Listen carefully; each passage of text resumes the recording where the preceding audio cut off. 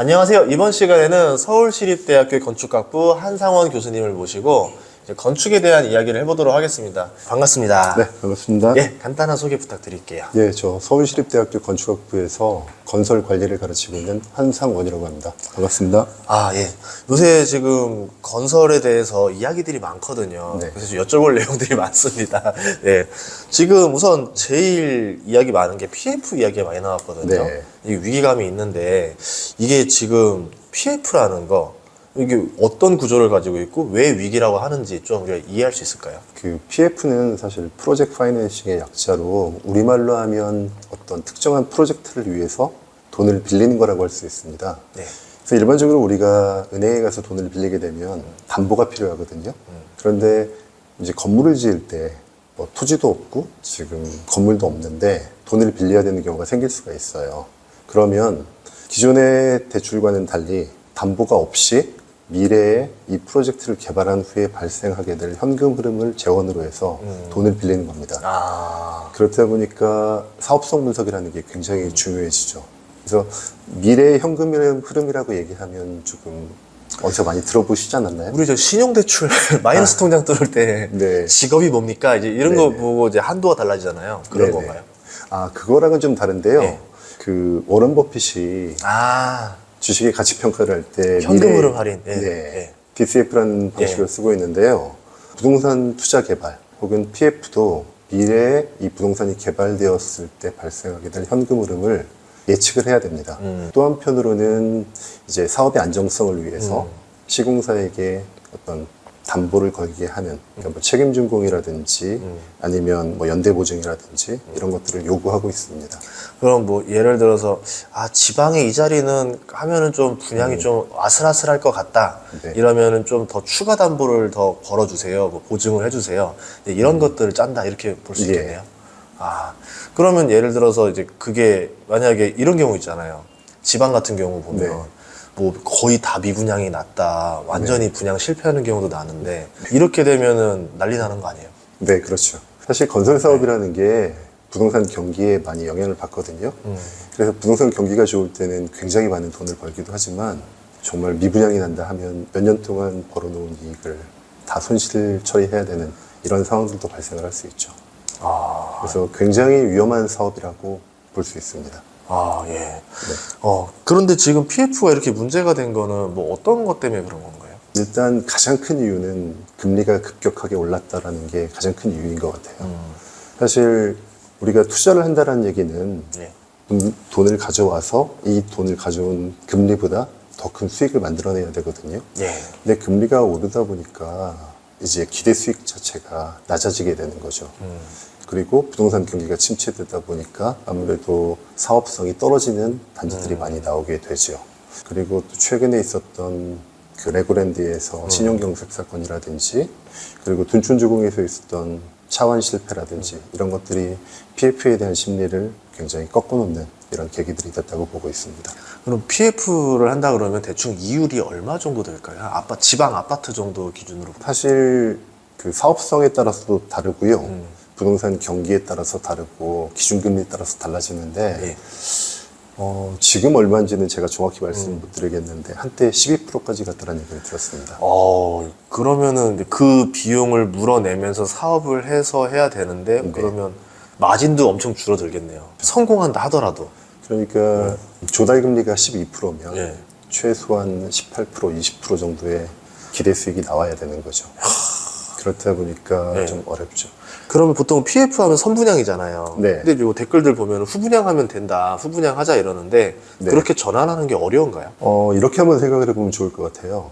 우리가 선분양을 한다는 의미는 건설사가 금융비용을 최소화를 시킬 수 있거든요. 그러니까 돈을 빌려오는 건데 예. 무이자로 빌려오는 거죠. 근데 만약에 후분양을 하게 된다면 첫 번째로 생각해 볼 수 있는 건 건설사가 그만큼의 금융비용을 지불을 해야 되고요.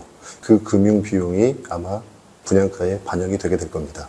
그래서 지금의 분양가로 후분양을 하면서 같은 금액이 되기는 쉽지 않을 것 같고요. 그 다음 두 번째는 건설사 입장에서는 후분양을 하게 되면 미분양에 대한 두려움이 있거든요. 예. 그래서 사업에 뛰어드는 공급자들이 줄어들게 되겠죠. 그래서 수요가 일정하고 공급이 줄어든다면 아무래도 가격이 올라갈 수도 있지 않을까라고 생각을 하고 있습니다. 그렇게 되면 어떻게 고객이 결국은 그 비용이 다 전가가 된다. 그러면 고객 입장에서는 그래도 선분양으로 사는 시스템이 저렴한 시스템이고 건설사도 그게 유리하기 때문에 이게 어떻게 보면 후분양을 안 하는 이유가 되겠네요. 네, 사실은 그런 이유가 가장 큰데요. 외국에는 후분양을 하는 그런 기업들도 꽤 있거든요. 네.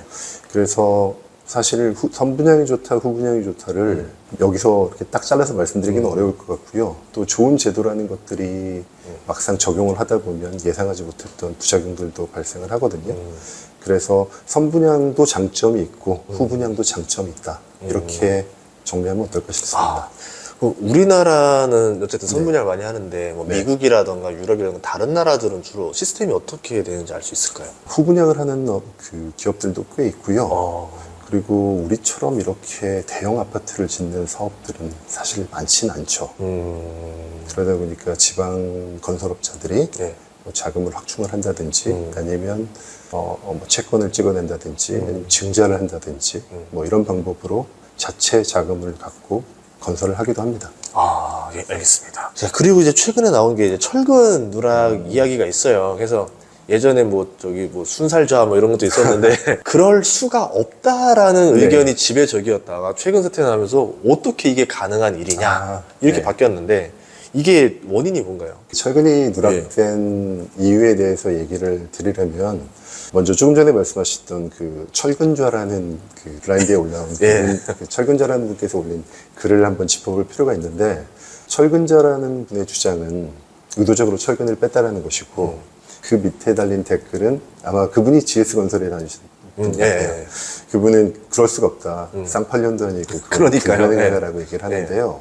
우리가 이거를 보면 둘 중에 한 명은 거짓말을 하고 있는 것 같죠. 그쵸, 저희가 볼 때는. 네, 그리고 최근에 어떤 그 검단 GS 사태로 인해서 철근자의 말이 역시 맞았구나라고 생각할 수 있는데요.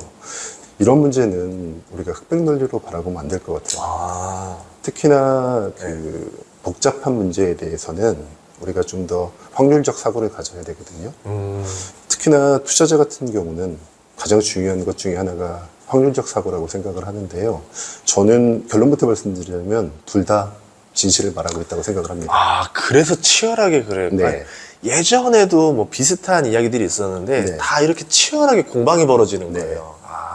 제가 거기에 대해서 조금 드릴 말씀이 많은데 여기에 대해서 답변을 드리기 위해서 이게 왜 의도적인 누락이 아닐 수도 있는지 그리고 이게 정말로 의도적인 누락일 수도 있는지에 대해서 말씀을 좀 드리려고 합니다. 먼저 첫 번째는 언론에서 말하는 걸 보면 철근이 30%가 빠졌다라고 뭐 50%가 빠졌다라고 얘기를 하는데 그렇게 되면 일반 국민들이 생각을 할 때는 아파트 공사에 철근이 1,000억이 들어가게 되면 뭐 300억, 500억을 이렇게 횡령을 한 것인가라고 생각할 수 있거든요.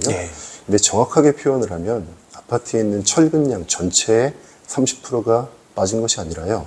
전단 보강근이라는 것이 30%가 빠진 겁니다. 그렇다면 우리가 여기서 생각해 봐야 되는 점은 전체 철근량에서 전단 보강근이 차지하는 비중에 대해서 좀 알아볼 필요가 있어요. 그쵸. 네.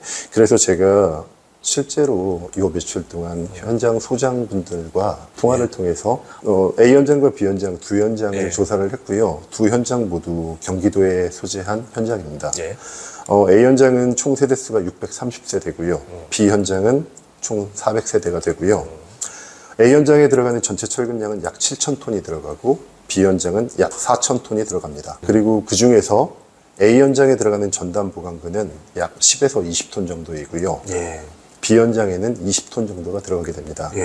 그래서 만약에 전단 보강근이 50%가 누락이 되었다면 A 현장 같은 경우는 5에서 10톤 정도가 누락이 되게 되고요. B 현장 같은 경우는 10톤의 전단 보강근이 누락이 되게 된 것이죠. 그러면 1%도 안 되네요. 네, 그렇습니다. 실제로 요즘 철근값이 1톤에 100만 원 정도를 하고 있는데요. 이 전단 보강 철근을 의도적으로 누락시켰을 때 절감시킬 수 있는 공사비는 약 500에서 1,000만 원, 1,000만 원 미만 정도라고 볼 수 있고요. 이는 전체 공사비에서 차지하는 비중을 생각하면 극히 적습니다. 그럼 굳이 그럴 이유도 없는 거 아니에요? 네, 맞습니다. 예. 우리가 행동경제학에서 이런 얘기가 있죠. 예. 전망이론이라고. 예.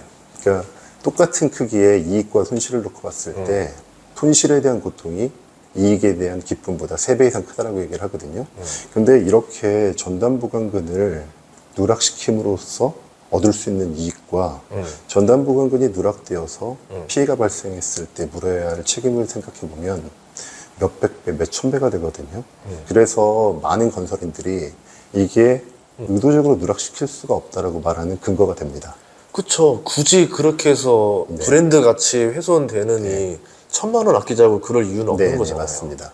그런데 네. 저는 철근자의 말도 거짓말은 아니라고 생각을 합니다. 어. 왜냐하면 거의 모든 현장이 의도적으로 철근을 누락시키진 않겠지만 예. 어느 현장에서는 그럴 수도 있거든요.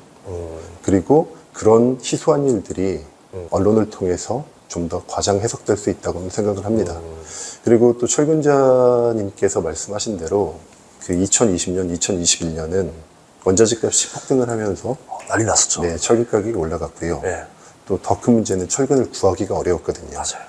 그러다 보니까 철근을 누락시키고 싶은 유혹을 좀 더 강하게 느꼈을 수 있다고 생각을 합니다. 그래서 제가 생각할 때는 북투브의 조사 결과에서도 단순 누락이라고 하지만 또 GS 역시도 단순 누락이라고 말을 하고 있거든요. 그런데 제가 여기서 말씀드리고 싶은 거는 이게 극히 작은 부분이기 때문에 문제가 아니다라고 말씀드리는 게 아닙니다. 건축물은 결국 가장 취약한 부분에서 붕괴가 시작되거든요. 예. 그래서 이게 1%가 안 된다고 하더라도 누락시키면 안 되는 거죠. 그쵸. 그 부분이 사고가 나면은 결국 네. 인명피해로 갈 수 있으니까요. 예. 네네, 그렇습니다. 우리 이런 비유를 한번 해봤으면 좋겠어요. 아이가 시험을 잘 못 본 거예요. 예. 근데 얘가 원래는 공부를 잘하는 아이인데 시험 전날에 밤새도록 게임을 했다든지 아니면 친구들하고 놀러 다녀서 시험을 못 본 경우가 있고요. 예. 아니면 원래 학습 능력이 떨어지는 친구가 있을 수 있어요. 그러면 뭐가 더 큰 문제죠? 학습 능력이 떨어지는 거. 그렇죠. 예. 사실 예. 부모 입장에서는 우리 예. 아이가 똑똑한데 아. 공부를 안 한 거야 라고 생각할 수 있는데요. 사실 성적을 올리는 게 목적이라면 정말 더 큰 문제는 학습 능력이 떨어지는 경우거든요. 이런 부분이 정말 큰 문제인데 제가 걱정하는 부분은 사실은 실수라면 이게 더 심각한 문제라고 생각을 하는 겁니다. 고의적인 누락이었다면 그리고 공사비를 아끼기 위한 의도적인 누락이었다면 뭐 검찰 조사를 강하게 한다든지 아니면 세무조사를 강하게 한다든지 과징금을 과도하게 내린다든지 이래서 막을 수 있을 겁니다. 예. 그리고 이런 문제는 신속하게 처리할 수 있습니다. 예. 그런데 제가 걱정하는 바는 이 건설 생산 시스템에 전반적으로 큰 구멍이 뚫렸구나. 그리고 그런 구멍이 뚫린 것이라면 이게 단기간에 해결되기는 어렵겠다라는 생각이 드는 겁니다. 그래서 의도적인 누락이었냐 혹은 능력 부족에 의한 실수였냐 이 두 개를 놓고 본다면 저는 둘 다 가능하다고 봅니다. 그러나 더 큰 확률은 능력 부족에 의한 실수가 더 크지 않았나라고 생각을 하고요. 프로페셔널은 의도적인 누락도 잘못이지만 의도적인 누락 이상으로 더 큰 책임을 져야 하는 것은 능력 부족에 의한 실수라고 보거든요. 그래서 저는 이번 사태를 조금 더 심각하게 바라보고 있습니다. 그러면 네. 이런 경우도 가능하겠네요. 지금 뭐 사태가 난 건 철근이겠지만 네. 철근 외에도 다른 시스템에도 구멍이 나 있을 가능성도 있다는 얘기잖아요. 조금 이따 말씀드릴 텐데요. 사실 철근보다는 콘크리트가 더 큰 문제입니다. 물타니까. 예. 물타기 외에도요. 예. 여러 가지 문제들이 있을 수 있는데 예. 콘크리트 얘기하면서 조금 더 자세히 말씀을 드리면 좋을 것 같습니다. 예. 그래서 제가 철근 얘기를 조금 더 이어가자면 사실 건설 생산 시스템이 이렇게 되어 있습니다. 처음에 설계를 하고요. 네. 그리고 현장에서는 철근을 조립하는 기능공들이 있습니다. 네. 그래서 철근 조립공들이 조립을 하고요. 철근이 제대로 조립되었는지를 자체적으로 검수를 한 후에 건설업체에서 다시 한번 검수를 하게 됩니다. 예. 그리고 나서 감리라는 업체에서 다시 한번 검수를 해서 총 3번의 검수를 거치게 되거든요. 근데 이 3번 다 구멍이 뚫렸다는 거죠. 그래서 저는 이게 물론 의도적으로 이 3개의 조직이 조직적으로 의도적으로 이거를 누락을 시켰다고 하기에는 관련된 사람이 너무 많고요. 또 그로 인해서 절감시킬 수 있는 비용이 너무 작다라는 겁니다. 세계의 건축 시스템에서 구멍이 예. 뚫렸다는 건 우리나라 건설 관리 시스템에 커다란 문제가 생겼다라는 위험 사인이 아닌가라고 생각을 하고요. 예. 이런 문제라면 생각보다 오래 걸릴 수도 있겠다라고 생각을 합니다. 이런 생각도 해봤어요. 그럼 비용 문제가 아니라면 네, 그냥 귀찮은 거예요. 네, 그러니까 이런 거죠. 보통 이제 그거 하고 나서 이제 확인 받고 타설을 들어가야 되는데, 네. 그래서 철간다음에 이제 콘크리트 넣어야 되잖아요. 근데 날짜를 타이트하게 잡아놓고 네. 나서 딱 오는 날 이미 벌써 타설하고 있는 거예요. 괜찮다고 다 멀쩡하다고. 네, 아니 뭐 우리 사이에 뭐 이래 뭐 아까 이러면서 그냥 사인해달라고. 그냥 그렇게 그냥 유야무야 가는 일들도 벌어질 수 있는 거잖아요. 네, 사실 그게 더 큰 문제라고 생각을 합니다. 잘 짚어주셨는데요. 네. 이런 거가 있을 수 있죠. 그러니까 의도적인 누락과 예. 그리고 시스템적인 문제가 동시에 맞물려서 더 악순환을 만들어낼 수 있거든요. 예를 들어서 누군가가 철근 가격을 아끼기 위해서 의도적으로 누락을 시키려고 했다고 하더라도 관리 시스템이 철저했다면 이거 우리 바로 들통날 거야 라고 해서 아마 그런 시도를 안 했을 겁니다. 네. 또한 반대로 실수로 누락을 했는데 나중에 누락된 거를 뒤늦게 알았어요. 근데 누락이 됐는데도 건물에 아무런 피해가 없는 겁니다. 왜냐하면 우리가 일반적으로 설계를 할 때는 뭐 벤저민 그레이엄이 얘기하신 안전마진이라는 개념이 있거든요. 예. 이게 사실은 공학 설계에서 나온 개념인데 일반적인 설계 강도보다 더 보강을 하게 되어 있습니다. 그래서 조금 빼더라도 예. 즉각적으로 무너지진 않거든요. 그러다 보니까 이제 이런 생각을 할 수 있겠죠. 몇 개 빼도 괜찮던데? 우리 지난번에 하다 보니까 괜찮았어. 그리고 이런 의도적인 누락과 어떤 게으름이 같이 상호작용을 일으키면서 악순환을 만들어낸 게 아닌가라는 생각이 들고요. 그렇다면 왜 이런 문제가 발생했는지를 예. 한번 따져봐야 되는데 가장 큰 문제는 건설 인력의 부족입니다. 사실 저는 이 얘기를 좀 하고 싶었는데요.